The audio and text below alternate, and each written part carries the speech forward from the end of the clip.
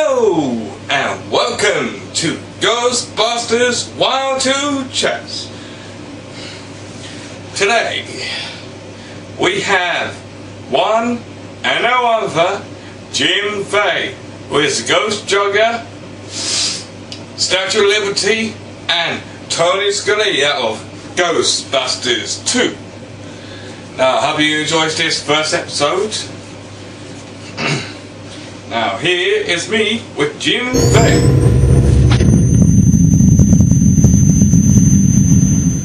Hello and welcome to Ghostbusters Wild 2 Chats.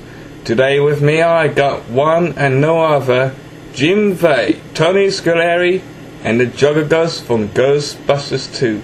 Welcome, Jim. Thank you. Nice to be here. Now, these are questions that are made some up and fans would like to know, if that's okay with you. Yes. Right, first one, what got you into acting? Well, I started when I was in college. I was almost through. I was in my senior year, and I had run out of classes to take. I'd taken all of my required classes to get my degree, and I still needed a few elective units. So for a lark, I decided to take an acting class just for fun. I thought that would be easy. And so I took the class, and it wasn't easy, but I did get hooked on it, and that's kind of how I got started with it. Okay, that's cool. How did you get part in Ghostbusters 2? Well, at that time, I was living in San Rafael, California, and I was pursuing a career as an actor. I was doing local theatrical productions, and I also had an agent in the city who sent me on auditions for things that were filming in the city, and mostly commercials, but occasional TV shows and movies. And she sent me on the audition over at Industrial Light and Magic, which was in my hometown of San Rafael at that time. And although I did not know it was Industrial Light and Magic, and I had no idea what the audition was for, I was just told that it was an audition and that I was to be a statue. Didn't tell me what statue, just a statue, and come prepared to move as if I were a statue. So I went on the audition, and they asked me to kind of stand like this. Yeah. And walk as if I were a statue. It didn't take much to figure out which statue, but I still didn't know what the project was for. And they cast it pretty quick. I think I got a call back the next day, and at the callback, they told me I got the part. They still didn't want to tell me what the project was, but I insisted that they tell me. I didn't feel like doing, acting jobs where I didn't know what it was, so I said, no, you've got to tell me what it is. And they said, all right, well, we'll tell you, but you have to promise to be secret about it. You can't tell anybody. So that's when they told me that it was for Ghostbusters 2. Nice. What was it like being Tony Scalia? Well, that was pretty fun because most of Tony's work was done on wires. I was actually suspended probably about 10 feet off the floor, and the wires. I had a harness around my waist, and the wires were coming out of the harness, and so it took about a week to shoot that particular sequence. So every day I would spend anywhere from about 4 to 6 hours up on the wires in various poses. Basically, I could move. They moved me when I needed to move, through a shot, but my movement could be sort of like this. I could move up and down, and I could sort of do somersaults and things like that. And they'd pose me in certain ways and tell me, we want you to do this on, when we say this, then go to your mark and do that. It was pretty much fun. The problem is that with Tony is that when you're suspended from air like that, no matter how good the harness is. The harness was basically it was like underpants, strong underpants, and gravity being what it is, your body weight tends to, want you to be on the ground. And so by the end of the day's shooting, I had some pretty severe bruises on the insides of my thighs just from gravity, basically. Didn't hurt really, but it looked really ugly. But it was lots of fun. The Tony mask sat on my head, actually, on a band around this. Yeah. Then the face actually came down in front of my face. I think actually it was all, as I recall, it was the bottom part of the face was about I had very limited vision, but I think it actually came, the bottom part of the face was about here, so it actually was up above me. And I could see, my head then was kind of like Tony's neck. And there was some fabric covering my head, and I could basically see out, with my eyes out of that fabric because it was sort of sheer. But most of the Tony face was, it was above me, as I recall. It was like up there, so it was heavy. And the facial expressions were done by remote control. Somebody was working a little joystick and making him make faces. Oh no. Sorry. How long did it take to get the Tony Scully stuff on and off on you? The Tony Scolari stuff was pretty easy because there wasn't really any makeup or anything that had to be glued to me. Well, not very much anyway. There were arms, I think. There were arm pieces that were glued onto my arms, and the hands were like big gloves that went onto that. But mostly it was there was a little bit of makeup on my legs, I think, but because the pants that Tony wore were kind of shredded. But it didn't take very long. It was mostly costume and the mask, which, as I said, just kind of sat on my head, so that didn't take long to apply at all.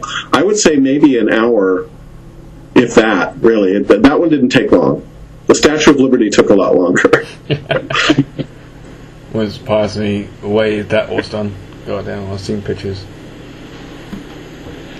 Right, this question is for my mate, and I can't read this stuff.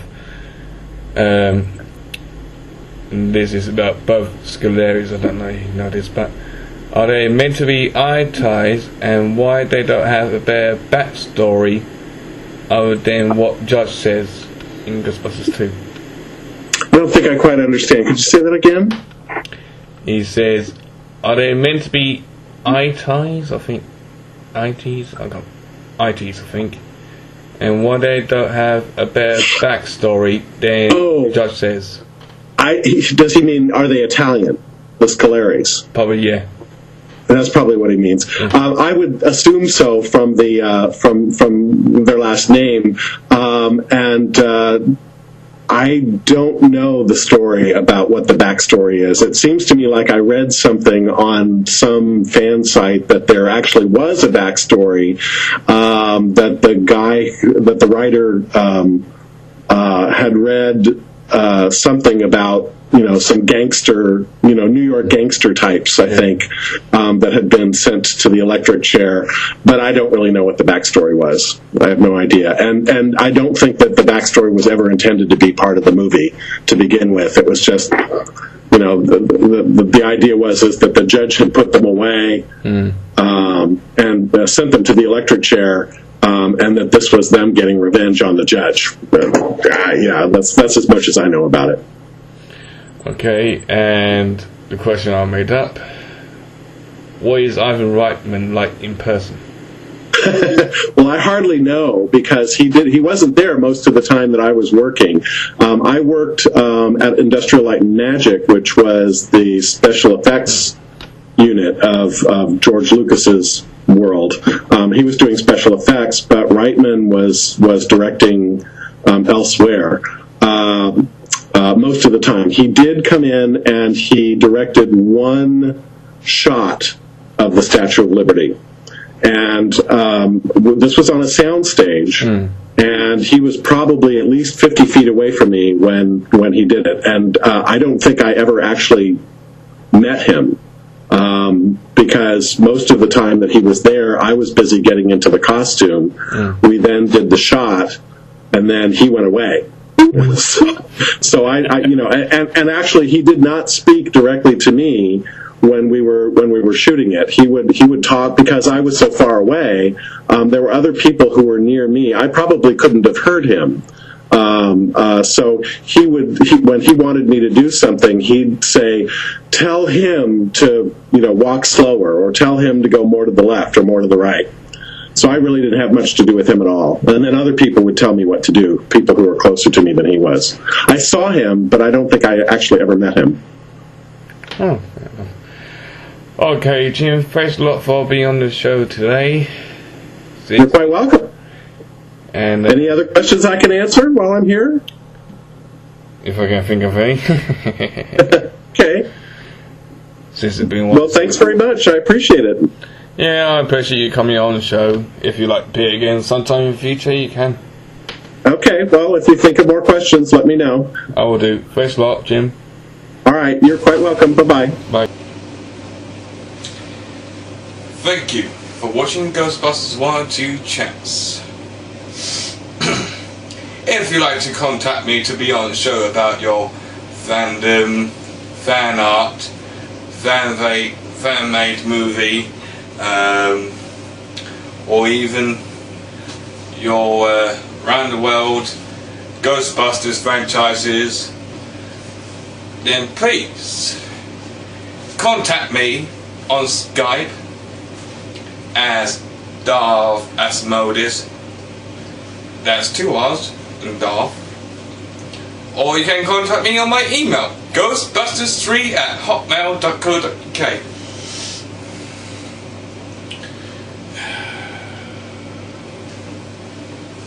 Don't wait another minute. Get you a chance to come on the show and speak all about the Ghostbusters, as this is for Ghostbusters fandom. If you're a member of GhostbustersFans.com, contact me. You will find me under Ghostman Stage 3. You also can find me on UK Ghostbusters on Ghostman Stage 3 as well. But if you want to contact me personally, then please contact me through Facebook, which is Matthew Watkins. When you see a picture of Ask Ghostbuster, that's how you contact me. Just send me an email or through Facebook. Thank you for watching this episode. I hope you liked it. Please comment to let me know what you think of it.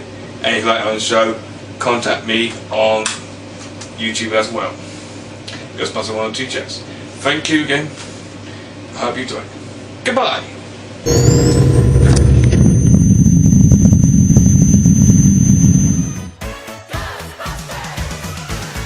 Something strange in your neighborhood. If there's something weird and it don't look good, who you gonna call? Ghostbusters! That's right.